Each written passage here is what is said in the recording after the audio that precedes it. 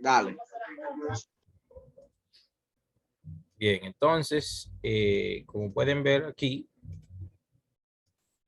dice aquí que el elevado sea, o sea, Hashem, santo bendito sea, conoce todos los actos del hombre y no le están ocultos. Bien, déjame brevemente hablar sobre este puntito aquí, que está muy interesante. ¿Quién en este grupo no sabe que Hashem es todopoderoso? ¿Quién no lo sabe? Todos lo sabemos. Todos lo sabemos. Todos sabemos que Dios es poderoso y que Dios sabe todo. No es como aquellos que opinan, Dios ha abandonado el mundo. En la época del Rambán habían gente que decían que Dios creó el mundo, pero que Dios había abandonado el mundo. O sea, que Dios había dejado, o sea, Dios creó el mundo, pero lo dejó ahí y no siguió teniendo contacto con el mundo. ¿Tienen la idea? Eso existía, esa creencia en la época del Rambam, que había gente que decía, bueno, Dios creó el mundo, pero incluso habían filósofos griegos que afirmaban eso, que Hashem, Dios había creado el mundo, pero que Dios no se involucraba en el mundo. O sea, que Dios dejó el mundo ahí a que siga su curso normal, que toda la vida siga, pero Dios no se involucra en el mundo. Entonces, mírenlo ahí, como dice, Dios ha abandonado el mundo. Ezequiel 8:12, sino más bien, como está escrito, grande en consejo y poderoso es Dios, cuyos ojos están puestos sobre todos los caminos del hombre. Y el profeta Jeremías dice, y fue dicho, y vio Dios, bueno, el profeta Ezequiel dice, sino más bien, como está escrito, grande en consejo y poderoso es Dios, cuyos ojos están puestos sobre todos los caminos del hombre, dice Jeremías. Y fue dicho también en Bereshit, y vio Dios que se multiplicó la maldad del hombre sobre la tierra. Bien, y más aún, las quejas de Sodoma y Gomorra pues son inmensas. Todos ellos nos hablan de acerca de este décimo principio. Por ejemplo, aquí tenemos, fíjense bien, aquí tenemos, Hashem conoce, o sea que Dios conoce todos los actos del hombre. Mírenlo aquí. Conoce todos los actos del hombre. Lo conoce. Y dice, y no les están ocultos. Y aquí dice, grande en consejo y poderoso es Dios, cuyos ojos están sobre todos los caminos del hombre. Y dice, y vio Hashem que la maldad de los hombres se había multiplicado. O sea, de todos los hombres. Bien, entonces, basado en estos textos, el Rambán crea el principio de que Dios conoce todos los pensamientos del hombre. Basado en todo esto, está elaborado el principio número 10 de la fe, el que hemos hablado aquí, basado en eso. Ahora, vamos a ver la contraparte de eso, porque ya sabemos que Hashem es todopoderoso y que sabe todo. Ahora, ¿cuál es la contraparte de eso? Bueno, es la siguiente. ¿Podemos nosotros lograr que Dios sea manifiesto entre nosotros. Una pregunta simple.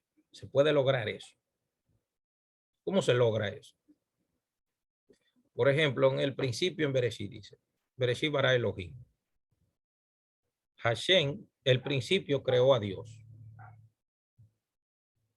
La Torá creó el concepto de Dios. Dios creó el concepto de Dios.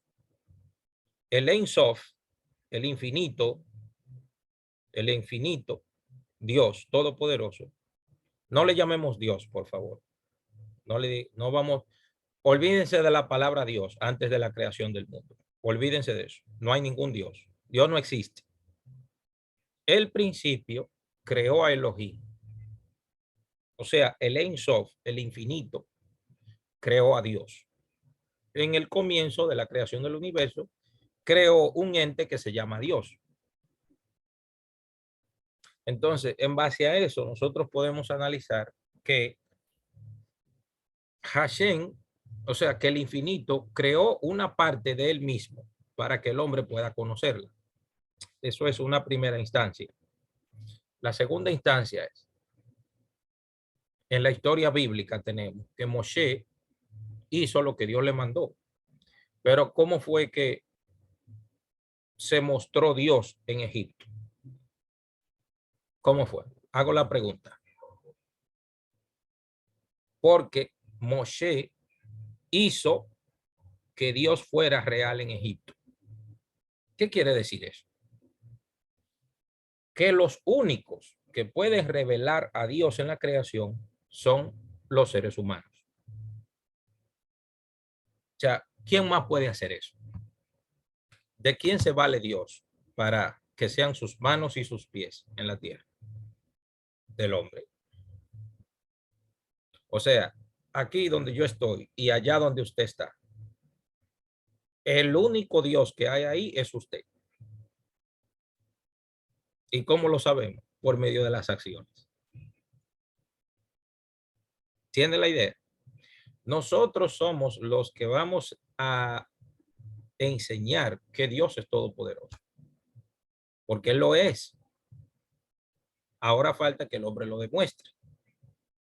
Por eso dice el Rambán en este principio, Dios es el creador, o sea, Dios conoce todos los pensamientos del hombre. Pero de eso no hay nada que decir, de ese principio no hay nada que decir. ¿Por qué? Porque ya lo sabemos. Si yo me pongo a decir aquí que Dios es todopoderoso, que Dios conoce todos los actos del hombre, ¿y quién no sabe eso? Todo el mundo lo sabe. ¿Están entendiendo la idea que yo quiero que nosotros filosofemos un poco sobre esto? Por eso yo comparto la idea de mi hermano Gabriel, porque el hermano Gabriel insiste en que la persona debe de hacer carne lo que cree, lo que vive, lo que piensa. ¿Entiende? No es decirlo por aquí, por el internet, porque por aquí todo el mundo es sagrado. ¿Entiende la idea? Es que cuando la persona uno lo vea, se note con su vida lo que habla con su boca o lo que por lo menos se deja ver en su vida, etcétera. O sea que nosotros somos los únicos que podemos revelar si Dios es todopoderoso. O sea, yo estoy estudiando Torah aquí o yo hago las cosas que Dios me manda, aunque nadie me esté mirando. Entonces, ahí yo estoy diciendo que Dios es todopoderoso. Dios depende de mí. O sea, nosotros como grupo somos los que vamos a construir y a crear a Dios. Así como el principio creó a Elohim, al Eterno. Entonces ahora nosotros debemos de crear a Dios. Porque si nosotros, Dios no llega ni de aquí a la esquina. ¿Verdad que no? Si nosotros no mostramos quién es Hashem, nadie va a conocer a Dios. ¿Entienden la idea? Porque ya el principio está claro. El principio está claro cuando dice que Dios es poderoso en consejo, poderoso es Dios, cuyos ojos están sobre todos los caminos del hombre. O sea, los únicos que podemos decir dónde está Dios y cómo buscarlo y cómo verlo, nosotros somos los que tenemos la llave. Si, por ejemplo, nosotros influenciamos a los demás para hacer el bien, para ser tolerantes, para de alguna manera ayudar al que necesita. ¿Entiende la idea? Nosotros somos las manos, los pies, los ojos, la boca, la mente, el pensamiento de Dios está en nosotros. A veces el problema no es necesariamente la creencia, sino en la persona. El problema está en la persona. Porque si empezamos a enseñar, si empezamos a hablar de la contraparte de este principio, la contraparte cae sobre el hombre, porque sabemos que Dios es todopoderoso y de eso no hay la menor idea. ¿Entiende? A veces nosotros tenemos que ver a Dios como inválido. A veces tenemos que ver a Dios muerto y tenemos que resucitarlo. A veces Dios está enfermo y tenemos que sanarlo.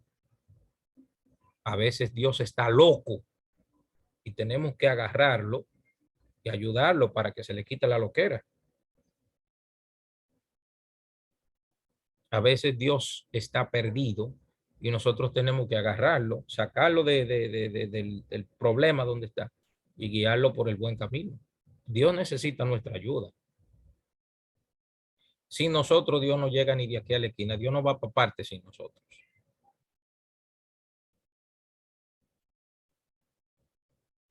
Nosotros debemos querer ayudar a Dios. Debemos de desearlo. A veces nosotros tenemos que decir, por ejemplo, yo quiero creer en Dios.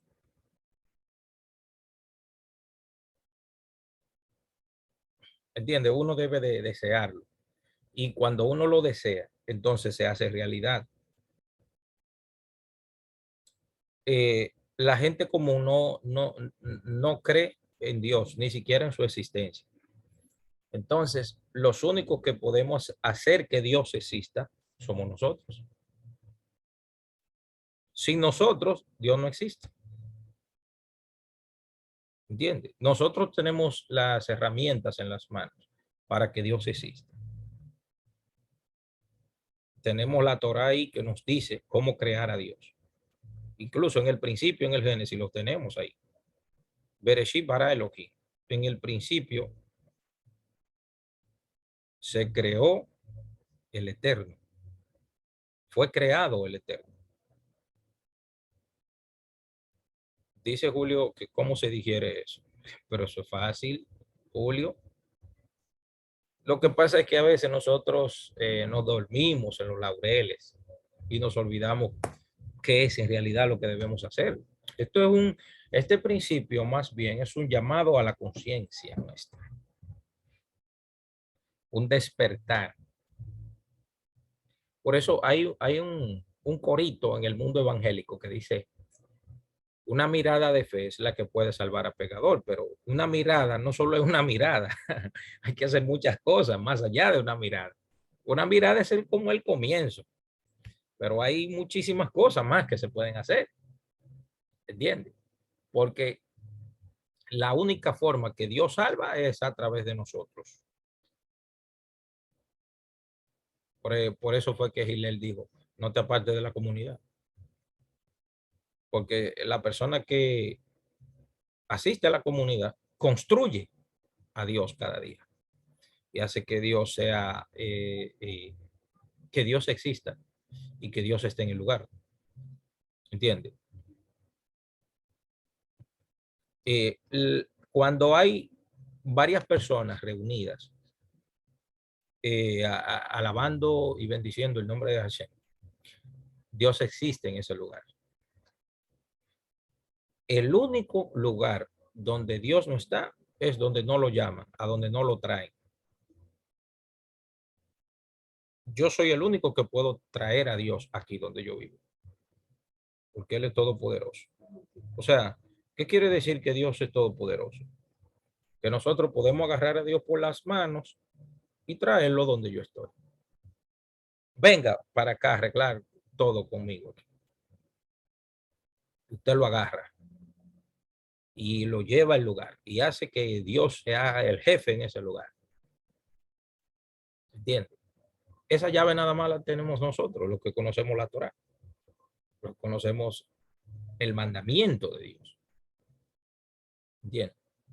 Pero si a nosotros nos preguntan, si a mí me preguntan, ¿qué es lo que Dios quiere? Yo no sé. Yo no puedo hablar por Dios. ¿Por qué yo digo eso? Porque las exageraciones existen para eliminar ¿cómo se dice esto? Para eliminar las excusas. Por ejemplo, les voy a poner un ejemplo que ustedes lo conocen muy bien. En el Nuevo Testamento aparece un dicho que dice que Jesús dijo, si tu ojo te es ocasión de caer, arráncate. Y si tu mano te es ocasión de caer, corta. Mucha gente ha creído dentro de la creencia popular que eso es algo físico. Incluso hubo uno de los padres de la iglesia que tenía tanto deseo por mujeres que se cortó el pene. En vez de circuncidarse, se cortó el pene. Porque eso le hacía ocasión de caer. Y como Jesús dijo que te lo corte, entonces el tipo agarró y se lo cortó. Yo creo que fue San Eleuterio que se castró. Pero ese tipo de exageración aparecen dentro de la mentalidad judía es para eliminar las excusas. ¿Qué significa eso? ¿Qué significa sácatelo? Que si uno se lleva del gusto, di que no porque mi mano, no porque mi ojo. No, no, nada de eso es excusa para no servir a Dios. ¿Tiene la idea? Nada de eso es excusa para no servir a Dios. Una ocasión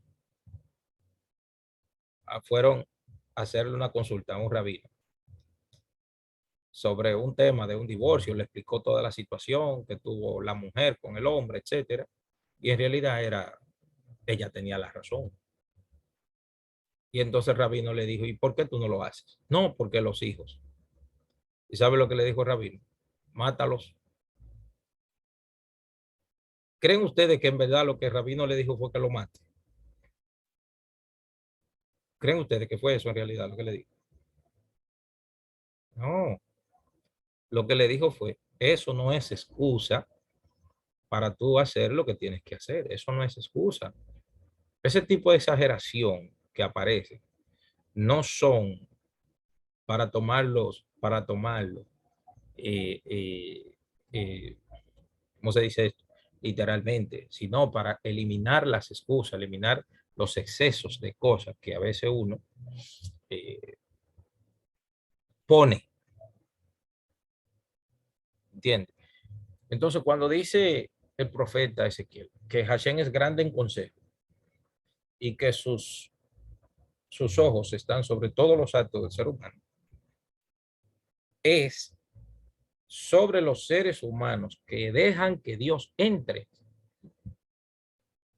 a su vida, a su trabajo, a su familia. Eso es, así de simple. Y vio Dios que toda la maldad del hombre se había multiplicado. Sí, lo vio, pero fue Dios que lo vio. Y Noé lo vio. Noé no quiso que Dios se hiciera real ahí, en ese lugar. Noé no quiso. ¿Por qué lo sabemos? Porque Noé no oró por esa comunidad donde él vivía. Mientras que Moshe, cuando Dios le dijo, voy a destruir al pueblo de Israel. Sí, cuando Dios le dijo, voy a destruir al pueblo de Israel. Moshe agarró y controló a Dios. Le dijo, no, usted no va, señor, acuérdense que esto de controló a Dios, esto es un exceso que yo estoy diciendo, ¿verdad? Para que no lo vayan a tomar literalmente.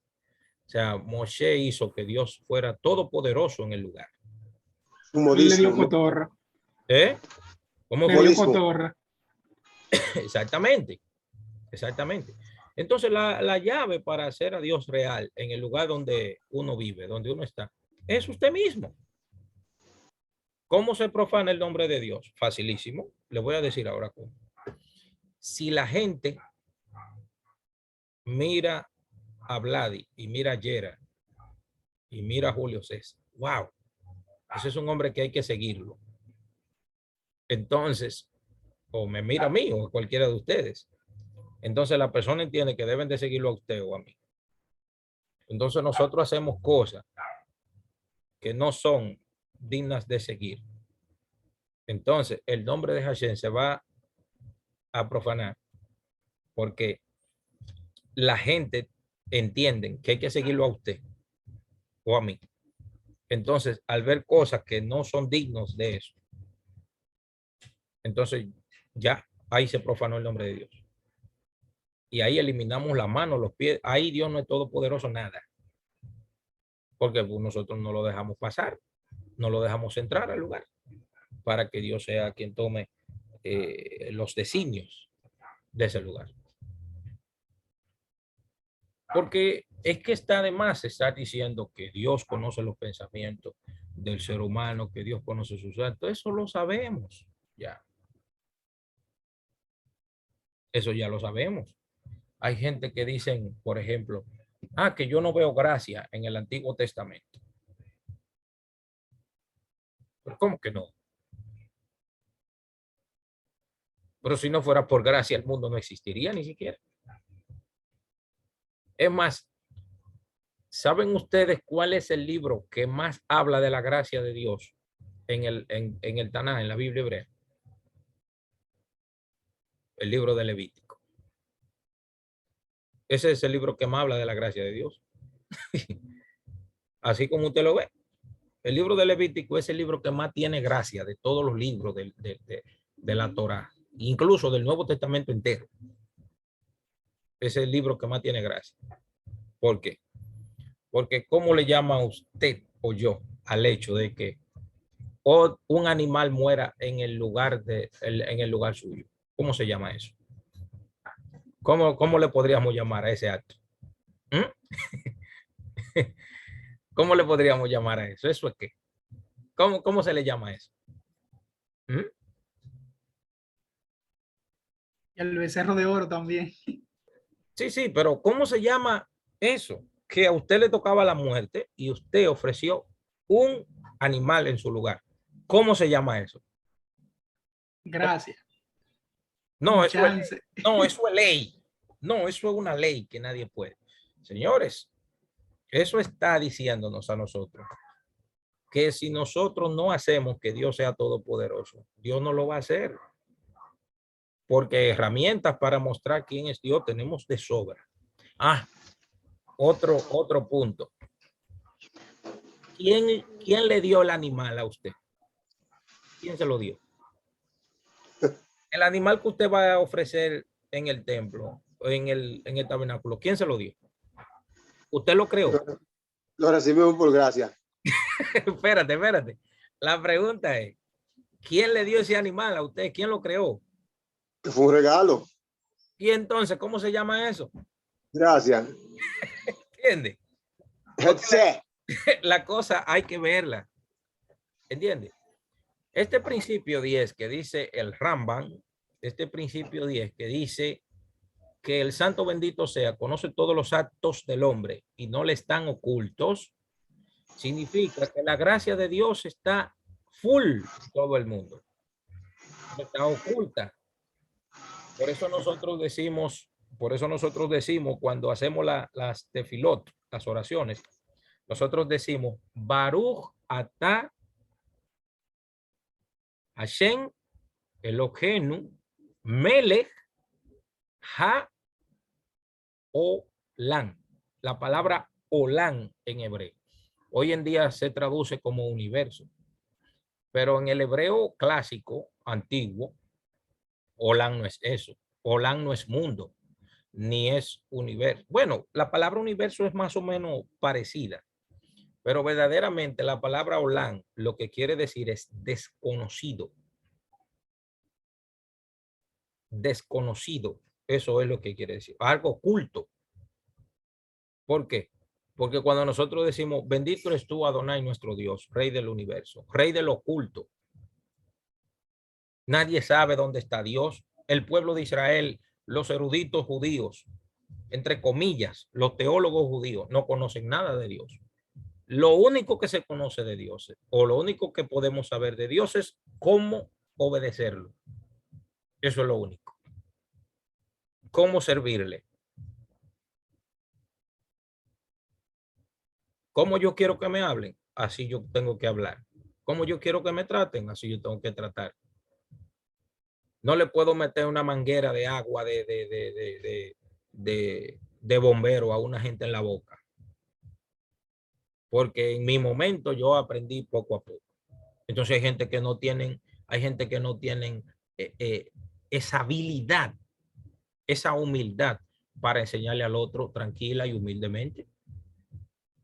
Entonces, para esa gente Dios no es todopoderoso. No lo es. Dios no conoce todos los actos del ser humano. En la vida de esa persona no. Dígame, Julio. Yo recuerdo que cuando yo estaba dando física, que me estaba dando la clase era un ateo. Y él decía, la gente habla de Dios, yo no creo en eso, porque ¿con qué podemos demostrar que Dios existe? Entonces yo le dije, bueno, en realidad el problema no es que tú seas ateo, el problema está en mí, que yo tengo que, con mi actitud, demostrarte que el Eterno existe. Entonces, yo corroboro con lo que tú dices, que el Eterno está con nosotros, está dentro de nosotros, y somos nosotros que lo llevamos a nuestra casa, porque si Él está en nosotros, entonces donde quiera que estamos, ahí Él está. Ahí va él. Sí. Exactamente. Nosotros vamos a llevar a Dios al lugar y lo vamos a traer. Se entiende ahí. Dios necesita nuestra ayuda. Sin nosotros Dios no va a llegar a parte. Se lo digo. Sin nosotros Dios no va a llegar a ningún lado. Los únicos que podemos agarrar a Dios y ayudarlo somos nosotros. De lo contrario, Dios no llega a ningún lado. Somos transportistas de Elohim. Moshe fue el que hizo a Dios presente en Egipto. Exactamente. Si no, Dios no se aparece en Egipto. Como él lo hizo, no. Tuvo Moshe que ir. Aquí está Dios. Aquí está Dios. El Creador conoce todas las acciones y pensamientos del hombre, como dijo el rey David. Salmo 33:15 dice, el que moldea los corazones y sabe lo que cada uno hace. Déjame repetirlo de nuevo. El que moldea los corazones y sabe lo que cada uno hace. Ahora la pregunta es, ¿cómo es que Dios sabe lo que uno hace? No es por defecto. No, es que nosotros con nuestras acciones demostramos que Dios moldea nuestros corazones. Es así, no hay otra forma. Cuando uno hace lo que Hashem quiere, entonces ahí nosotros demostramos que Hashem existe y que es palpable. Esa es la única manera, no hay otra. Este 10º principio de la fe judía afirma que Dios es omnisciente, que todo lo sabe y que conoce nuestros pensamientos y acciones. Sí, Dios va a conocer nuestros pensamientos y acciones siempre y cuando nosotros hagamos lo que Él quiere. De lo contrario, Dios no está ni cerca de nosotros. Esa es la única manera, no hay otra. Su conocimiento es completamente diferente a nuestro conocimiento. Nosotros adquirimos conocimiento. Antes yo ignoraba algo, por ejemplo, ahora lo sé. Mientras que el conocimiento divino no es algo que pueda ser separado de su esencia. Es decir, no se puede concebir que haya algo que Dios no sabía y luego sabe. Por ejemplo, yo me pasé prácticamente el día estudiando y trabajando. Y pude darme cuenta de muchas cosas que yo no sabía. Pero en Dios no ocurre eso. No existe un conocimiento que Dios no sepa. Por lo tanto, el único conocimiento de nosotros sobre Dios es siempre y cuando dejemos que Dios moldee nuestros corazones, como dice el Salmo 33:15, y que podamos demostrarlo haciéndolo. Ahí es que Dios entra. Ahí es que está la forma todopoderosa de Dios. Depende totalmente de nosotros. Por ejemplo, el burro de Bilán demostró que que hay que tener cuidado con Dios. ¿Entiende? Lo demostró ahí. Moshe demostró que Dios era todopoderoso. Abraham, shalom, mi hermano Néstor, bienvenido. Bien. Tenemos el caso, por ejemplo, de Abraham. Señores, Abraham creía tanto en Dios. O sea, eso es viéndolo desde una perspectiva común y corriente. Pero ¿cómo sabemos que Dios era todopoderoso? No es porque creó el mundo. Eso ya lo sabemos. Es porque Dios, o sea, Abraham dejó que Dios entrara en su vida. Y Abraham dejó mostrar qué tan poderoso era Dios. ¿Cómo lo sabemos? Porque Dios le dice a Abraham, mira, voy a destruir a Sedón, Admorá, Adma, Seboín y Zoar, las 5 ciudades. Sedón, Sodoma, Admorá, Gomorra, Seboín, Zoar y Zoar. Son 5 ciudades. Adma, Seboín, Zoar, Adma, Seboín y Zoar. Bueno, el punto es que Abraham, cuando Dios le dice eso, Abraham dice, no, espera un momento. No puede el juez justo, o sea, dame decirle como dice en hebreo, Hasbe Halila, dijo Abraham, Hasbe Halila. No puede el juez justo juzgar al justo con el impío junto, con el justo con el injusto. De ahí aprenden los cabalistas, no sé cómo, pero de ahí aprenden los cabalistas, que el pensamiento positivo de una sola persona equivale al pecado y al mal pensamiento de 15,000 personas a su alrededor. Porque Abraham casi salva a las 5 ciudades, casi la salva. Con su intercesión, casi la salva. O sea, pueden darse ustedes lo todopoderoso que fue Dios en ese momento. ¿Se dan cuenta? Pero espérese. ¿Quién dejó salir ese poder de Dios a través de él? ¿Quién lo dejó salir? Abraham lo dejó salir. Entonces, a Abraham se le puede aplicar el principio de fe que dice que Dios conoce todos los actos del hombre. Como Abraham entendió y se dejó moldear su corazón, como dice Salmos 33:15. Entonces, lo que hizo Abraham fue mostrar a través de él qué tan poderoso es Dios en ese momento. O sea, Abraham logró algo y en ese momento logró una santificación del nombre de Dios terrible, porque casi salva a 5 naciones, casi salva a toda esa gente. ¿Entiendes? Y fíjate que Dios le dice, voy a destruirlo. Y Abraham no dijo amén. Si viene Dios y me dice a mí, Jonathan, voy a destruir a China, yo vengo y digo amén, porque a Dios hay que decirle amén siempre. Siempre hay que decir amén a todo lo que Dios dice. No. Y Dios le dice a Moshe, voy a destruir el pueblo judío. Y Dios dijo, amén, destrúyelo, esos pecadores sin vergüenza. No, le dijo que no. ¿Cómo puede ser eso? ¿Sabe lo que hicieron Abraham y Moisés? Mostraron lo misericordioso que es Dios. O sea, si la única llave, la única forma que tenía Dios para mostrar su misericordia era a través de Abraham y de Moshe en ese momento. Fíjense lo tolerante que era Abraham.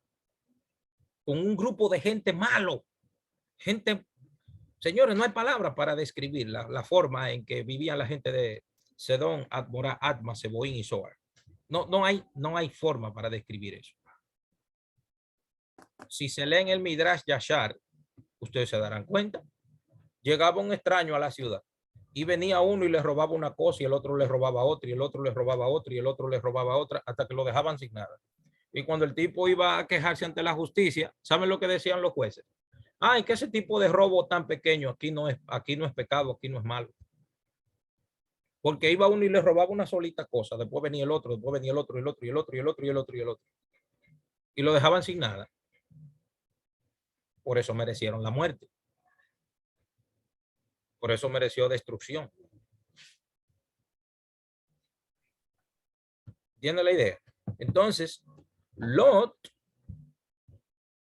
pudo haber reflejado la omnipresencia, la grandeza de Dios en el lugar. Sin embargo, no lo hizo. Entonces, a veces hay personas, sin importar el nivel de denominación y de creencia que tengan, que nos comportamos como Lot, que podemos manifestar a Dios en el lugar, pero no lo manifestamos, nos quedamos como Noé. Mira, voy a destruir a esta gente. Ni siquiera oró por ellos. Y hay un midrash que dice que cuando él bajó del arca, dice que cuando vio todo destruido, dijo, Dios eterno, pero ¿y por qué hiciste toda esta destrucción? Y Hashem le dijo, según el midrash, le dijo, pero tú no clamaste, tú no dijiste nada. Tú no pediste por esta gente. ¿Entiende? Porque Hashem está esperando que de alguna manera uno se involucre con él. Pues Dios le dice a Abraham, voy a destruir la ciudad, y él no dijo amén. Digo, no, espérate. Y Dios le dice a Moshe, espérate, voy a destruir a esta gente, voy a hacer una nación de ti. Moshe le dice, aguántate. No. ¿Qué? O sea, ¿en qué mente cabe que venga Dios y le diga a Néstor, voy a hacer tal cosa, y venga Néstor y le diga, no haga eso? Pero espérate, es Dios que lo está diciendo. Sí, pero está diciendo que no.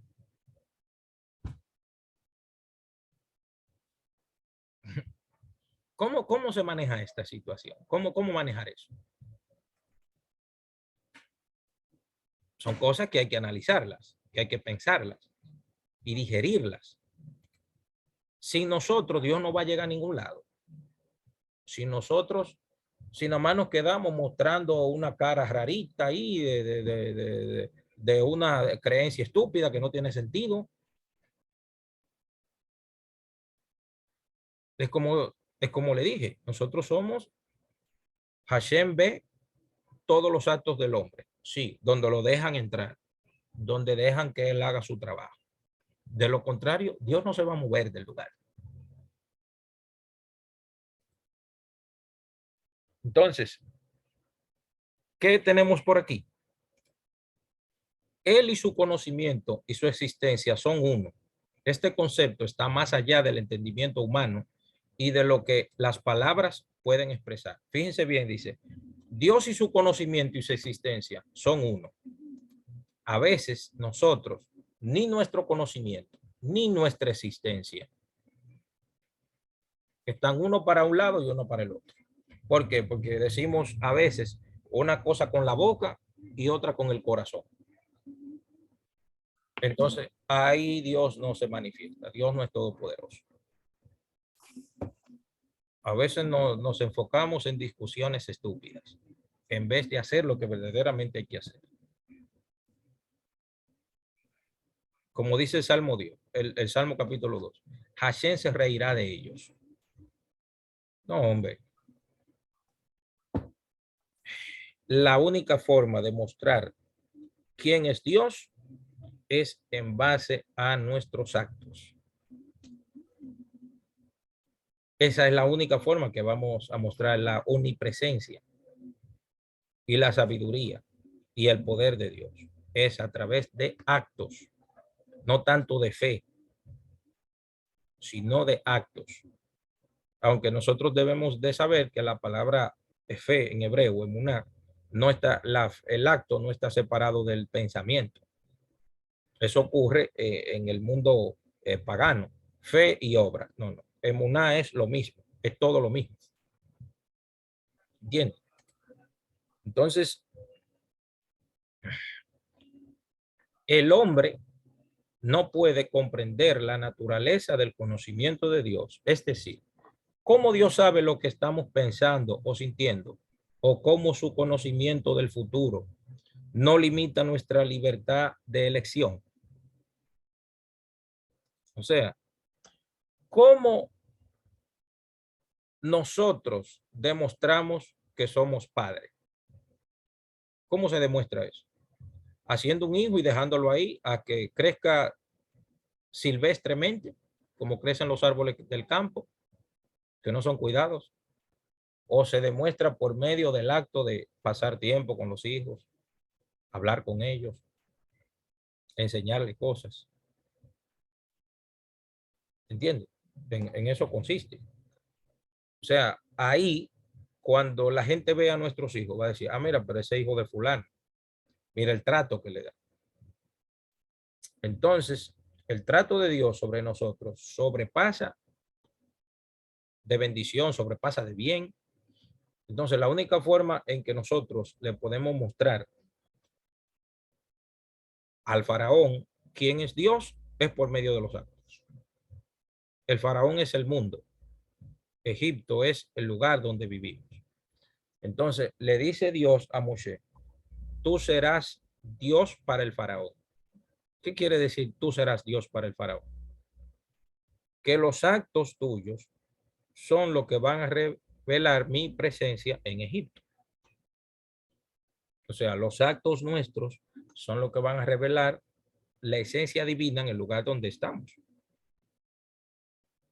Por eso es que a veces nos enfrascamos o perdemos el enfoque de verdaderamente a lo que Hashem nos mandó hacer. ¿Entiendes? Y no dejar todo en el nivel conceptual, dejarlo todo en el nivel teórico. No se puede dejar todo en el nivel conceptual. Hay que traerlo o sea, los únicos que podemos hacer que Dios exista somos nosotros. Sin nuestras acciones, Dios no existe. Fíjense lo que dice Isaías 55:8. Mis pensamientos, o sea, los pensamientos de Hashem, no son vuestros pensamientos y mis caminos no son vuestros caminos. ¿Por qué se va primero a la palabra? ¿Por qué habla del pensamiento primero? Porque el pensamiento, él elabora palabras y elabora, o sea, y dice por dónde el cuerpo, los caminos van a transitar. ¿Entiende? El Salmo 33:15 dice que Hashem moldea los corazones. ¿Qué es el corazón en la Biblia? La mente. ¿Me entiende? El corazón, como dice el libro de Barín, dice, amarás a Adonai tu Elohim con todos tus corazones, no tu corazón. En el hebreo dice corazones, no dice corazón en plural, en singular. Yetzer Hara y Yetzer Hatov. ¿Entiendes? Entonces, el pensamiento divino se muestra en el camino. O sea, si Dios entró dentro nuestro, de nuestro corazón, de nuestra mente, en el camino se va a hacer manifiesto. Entonces, si el camino ocurre de acuerdo al pensamiento, entonces los caminos de Dios van a ser semejantes a los nuestros y el pensamiento de Dios va a ser semejante a los nuestros. De lo contrario, si tenemos dicotomía ahí, entonces los pensamientos de Dios no van a ser los nuestros. Si hay dicotomía en eso, si no hay unidad, si no hay shalom en eso, no ocurre. Por eso es que la existencia, el conocimiento de Dios y su ser es ejat, es uno. Por lo tanto, el conocimiento de Dios no se tiene. Lo voy a explicar eso. Cuando una gente es sabio, ¿qué es lo que uno dice? ¿Que tiene sabiduría o que es sabio? ¿Cómo se maneja eso? ¿La gente tiene inteligencia o la persona es inteligente? ¿Cómo es? Lo correcto. Brian, la cojo, hablo. Sí, sí, adelante. Lo correcto en el caso de inteligencia, la persona es inteligente, tiene inteligencia. Lo correcto es decir que es inteligente. Porque inteligencia es el atributo, es lo que él tiene. En el caso de sabiduría, sería la persona es sabia. Y la sabiduría, el atributo, pero en realidad él no tiene toda la sabiduría. Tiene parte de la sabiduría, es como una metonimia, nombrar todo por una parte. Perdón, una parte por el todo. Sí, lo que pasa es que ese tipo de virtud se anexa a la esencia, del ser humano. Cuando yo digo la persona es sabio, no se puede decir que es la totalidad, porque la totalidad de la sabiduría es solamente Dios. Pero lo que quiero decir, el único sabio por excelencia absoluto es Dios. ¿Entiendes? Pero esas cosas, por ejemplo, vamos a poner un ejemplo todavía más práctico. Ustedes sabían que en hebreo no existe el verbo tener. En el hebreo clásico, bíblico, no existe el verbo tener. Lo que, ¿sabe cómo se podría traducir el verbo tener en hebreo? Había para él o había para ella. Así. Algo que había para ti. ¿Entiendes? Pero en español y en inglés eso no es posible. ¿Entiendes? Entonces, este razonamiento va va directo a que la sabiduría que procede de Dios, que se hace parte de nosotros, en algún momento va a salir de Dios y va a salir a través de nosotros. Y quien se va a mostrar a través de eso es Dios, no yo. Por eso cuando dice en el texto de la Torah, Moshe, siervo de Dios, por ejemplo, una cosa simple, esto, Moshe, siervo de Dios. ¿Qué es un siervo? Un esclavo de un patrón. Pero ¿cuál es el punto que existe con el siervo? Que el siervo no tiene voluntad propia. El siervo está limitado a hacer únicamente lo que dice su amo. Entonces Moisés respiraba a Dios, vivía a Dios y todo lo que él era Dios. Por eso dice la Torah, siervo de Dios. Ahora, ¿podemos decir nosotros que somos siervos de Dios en base a ese razonamiento de que uno no tiene voluntad? Se cae el internet. ¿Eh? ¿Cómo? Estamos feos para jugar el número esta semana. No sé si ustedes pueden comprender. El siervo no tiene voluntad propia. Ahora yo le hago la pregunta, ¿usted tiene voluntad propia? Yo tengo voluntad propia. Yo no puedo decir que soy siervo de Dios, porque ese nivel está demasiado profundo. Ese nivel tal vez Moshe lo tenía. Porque a veces uno hace lo que uno quiere y Dios no está de acuerdo. Entonces ahí no somos siervos nada. ¿Entiendes? No somos siervos nada. Ahora, si uno se va a la esencia, el patrón le decía, quédese ahí parado el día entero. ¿Y qué cree usted que iba a hacer el siervo? Se iba a quedar ahí parado el día entero porque el tipo no podía hacer nada que su patrón no le dijera. Eso era Moshe de Dios, siervo de Dios. O sea, prácticamente no hacía la voluntad de él, únicamente la de Hashem. ¿Entiendes? Entonces, llegar a ese nivel no es nada fácil. Cuando uno analiza los niveles proféticos que existen, Lemor, Nebuá y Ruach HaKodesh, que es el más bajo de todo, la inspiración divina. La persona que está habilitado para recibir Ruach HaKodesh, o sea, la presencia divina, o sea, la inspiración divina, el nivel anterior a ese, en hebreo se llama Anabá, así se llama. Voy a poner por aquí. Eso es para que nos demos cuenta. El primer nivel de profecía es Lemor. Lemor. Así. El segundo es Nebuá. El tercero es Ruach HaKodesh. Por favor, no vayan a pensar en el Espíritu Santo cuando yo pongo esto, por favor. No, es inspiración divina. Entonces, antes de recibir este nivel que está aquí, esto no lo digo yo, por cierto, antes de recibir este nivel, hay una situación que debe de tener, hay una virtud que tiene que debe de tener el hombre para recibir, y es esta, Anabá, que se traduce al español como humildad.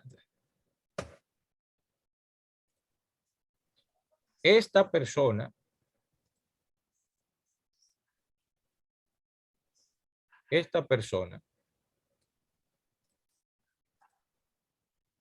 va,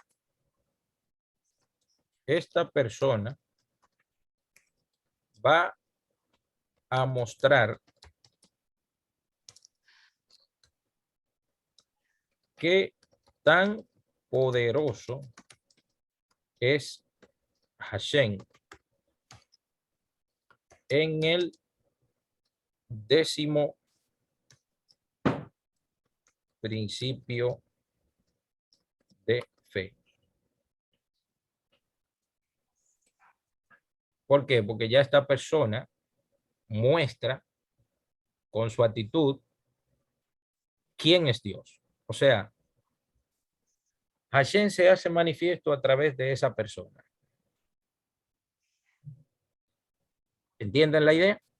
Eso se desarrolla por medio del estudio de la Torah. Y tener una intención sumamente pura al estudiar la Torah. Sumamente, óigame, tomar el estudio de la Torah como algo propio, como una comida para el alma. O sea, que cuando una gente dice, yo voy a estudiar Torah para enseñar, ya se quemó. Ya está quemado ahí mismo. Se quemó ahí mismo. No. Repita de nuevo, escúchame. O sea, cuando una gente dice, yo voy a estudiar Torah para enseñar, ya se quemó ahí mismo. Tiene que ser algo intrínseco, propio, puro amor a Dios. Y el resultado de eso es amor al prójimo.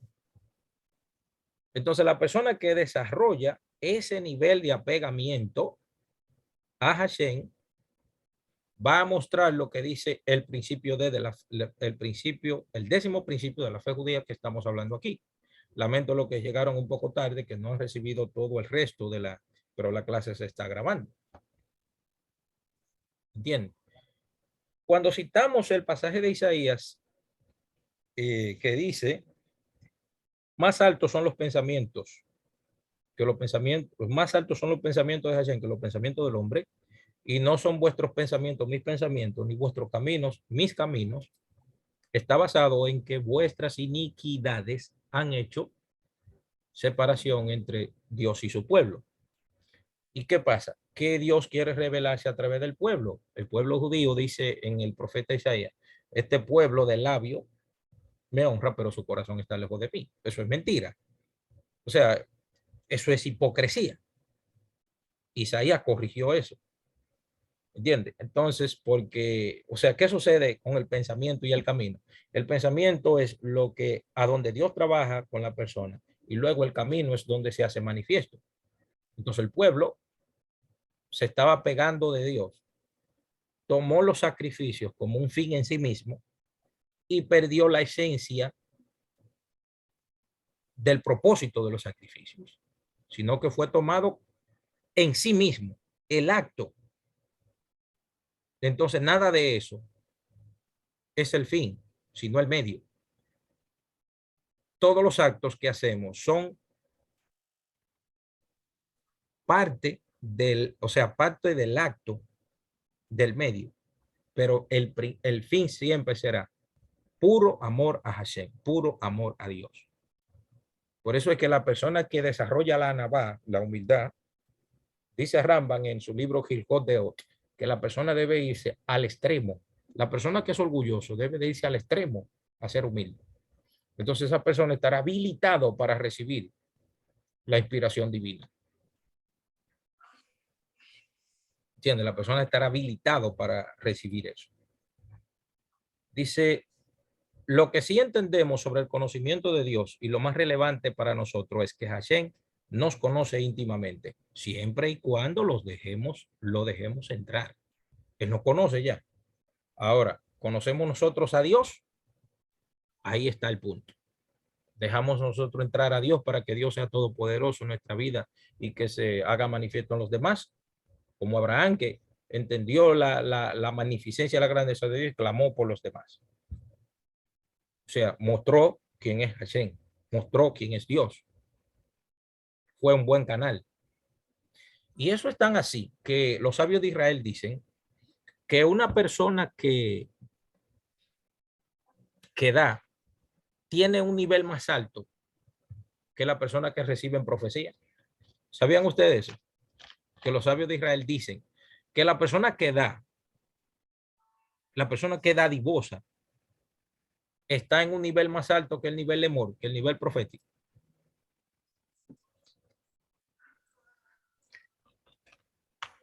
Dicen los sabios que esto es tan así. Si nosotros fuéramos a describir a Hashem, a Dios, en una sola palabra, ¿con qué palabra lo describiríamos? Vamos a ver, ¿cómo usted describiría a Hashem, a Dios, en una sola palabra? ¿Cómo lo describiría? ¿Alguien se anima? Abran los micrófonos, pueden participar. Ahabá. ¿Eh? Ahabá. Dice. Yo diría el inefable. Sí, ¿alguien más? ¿Alguien más? Brian, Misericordioso. Misericordioso, dice Johanín. Brian. Bueno, en realidad Una no sola hay una palabra. Brian, una sola Sí. palabra. Pero déjeme hacer la introducción. No hay una palabra para describir el eterno. No hay una sola palabra, pero vamos a poner una que se aproxime. Pero, ojo, esa aproximación está muy lejos. Dila. Está bien, humildad. Ok, Néstor, adelante, Néstor. Comparto lo mismo que el distinguido, ¿sabe?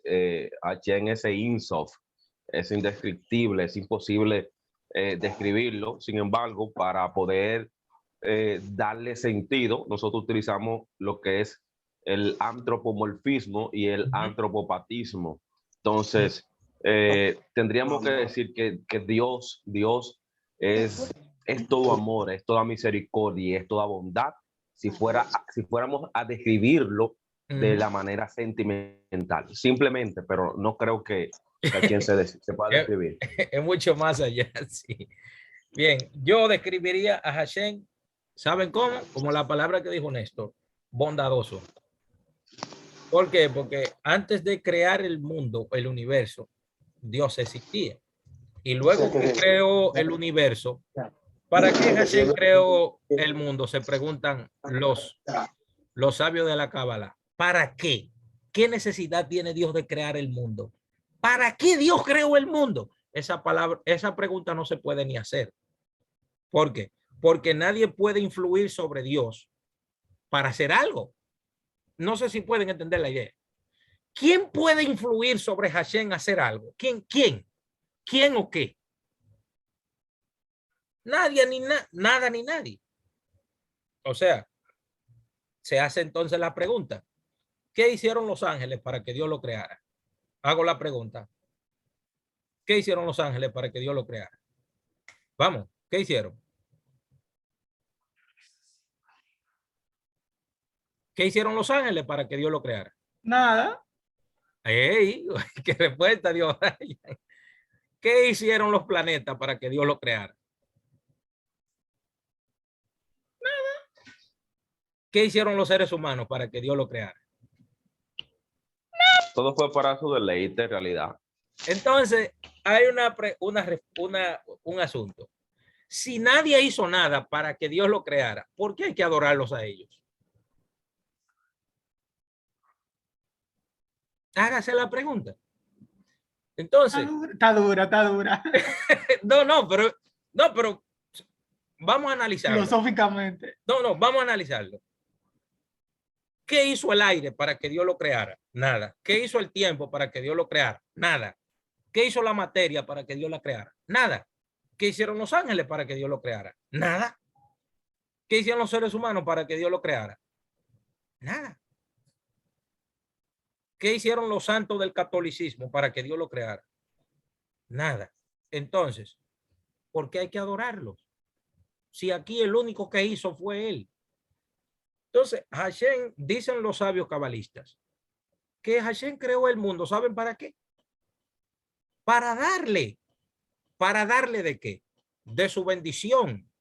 Entonces, si nosotros vamos a definir a Hashem en una sola palabra, que no se puede definir, porque ya definirlo en una palabra sería limitarlo, sería bondadoso. Te gané. Dador. Entonces, cuando una persona da, escuche bien esto, cuando una persona da, está por encima de los 3 niveles proféticos. ¿Por qué? Porque la persona que recibe un nivel profético es un canal, pero la persona que da ya no es un canal, se convierte en Dios mismo, porque está imitando a Dios. ¿Entiende la idea? Ya está imitando Sí, a Hashem. ¿Entiende? Esto no lo digo yo, no es algo que yo me lo inventé, no. Eso lo dicen los sabios de Israel. Cuidado que hablo lengua. ¿Entiendes? Eso no lo digo yo. Entonces, la gente que da, que ayuda, que es tolerante, que es misericordioso, la gente que hace eso muestra qué tan poderoso es el Eterno, qué tan grande es Dios, qué poderoso, qué maravilloso es Dios. Por eso dije ahorita Una pregunta. Ajá, dígame. Una persona dadora, ¿verdad? Tiene analogía con el Eterno. Una persona humilde es una persona que le sirve a la comunidad, le sirve a alguien. Pero dar está como dentro de humilde, ¿no? Más o menos. ¿Y qué lo lleva a usted? O se relaciona. Pero sí, ¿qué lo lleva a usted a dar? ¿Qué lo lleva a usted a dar? ¿Qué lo conduce a usted a dar? Entender que nada de lo que usted tiene es suyo. Se lo dio Dios. Por eso que la palabra más preciosa que hay en hebreo para la persona que dan, escuche bien esto, la palabra más preciosa que tenemos en hebreo para una persona que da, o el acto de dar en hebreo, es Sedaká. Pero Sedaká viene de Sedek, que es justicia. Entonces, ¿por qué se insiste en el judaísmo, en la enseñanza de la Torá? No se da por amor. No. Le voy a decir en qué consiste este asunto de la Sedaká, que viene de esta palabra de tzedek. Déjenme explicar eso. Escuche bien esto. Hashem, ¿recuerdan cuando yo dije que el libro de Levítico es el libro donde hay más gracia? ¿Por qué? Porque ¿cómo se llama el acto? de que usted debía morir y muere un animal en lugar suyo. ¿Cómo se llama eso? Gracia. Lo que pasa es que en la Biblia, en la Biblia en español ponen misericordia, pero si ponen gracia es más cómodo, es más bonito. ¿Entiende? Entonces, ¿quién le dio el animal para que usted lo ofrezca? Dios también. Entonces, usted no le está dando nada. A Hashem, ¿qué es lo que usted le está dando? Usted no le está dando nada porque todo lo que hay en este mundo, ¿quién lo creó? Dios. Entonces, ¿dónde que la gracia no está?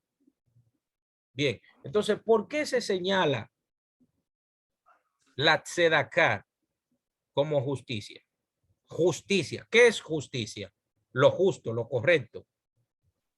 Y con esto voy a terminar. Porque ya son las 10:30. Justicia Ajá. es darle a una persona lo que se merece, darle a quien lo que se merece.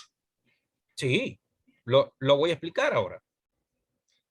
Ah. Dice el Teilín, el que da al pobre a Hashem presta.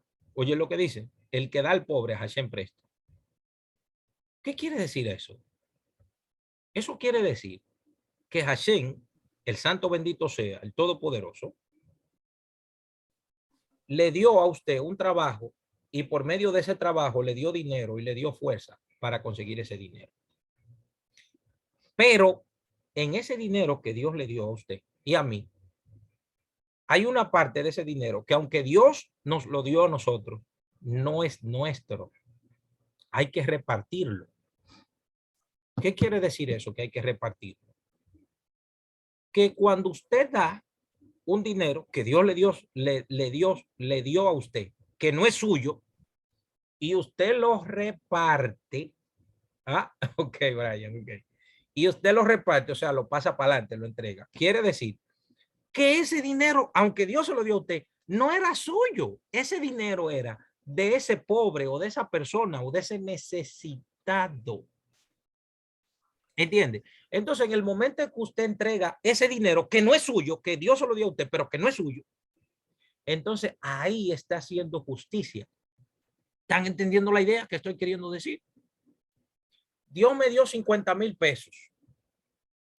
Ajá, Dios te dio 50,000 pesos.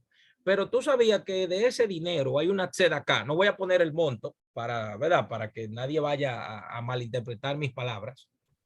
No voy a poner el monto.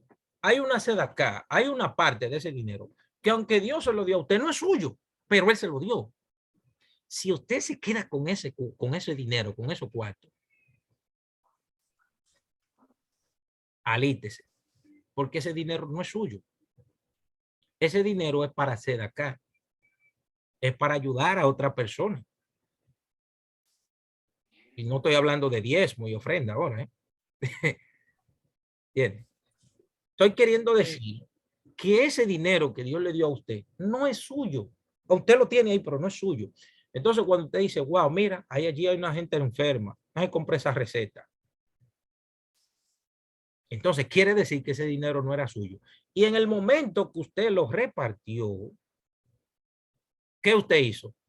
Una tzedaká, hizo una justicia. Entregó un dinero que a usted no le pertenecía. No era suyo. Usted lo tenía, pero no era suyo. Entonces Hashem se lo dio para que usted lo administre y se lo entregue al que tiene que entregarse. Ahora, él le va a mostrar en el momento, Hashem le va a mostrar en el momento que usted lo va a entregar. ¿Entiende la idea? Dígame, Brian, adelante. Hay que recalcar algo también al momento de una acá. Por ejemplo, usted le da a una persona que lo necesita, a un pobre, él lo necesita.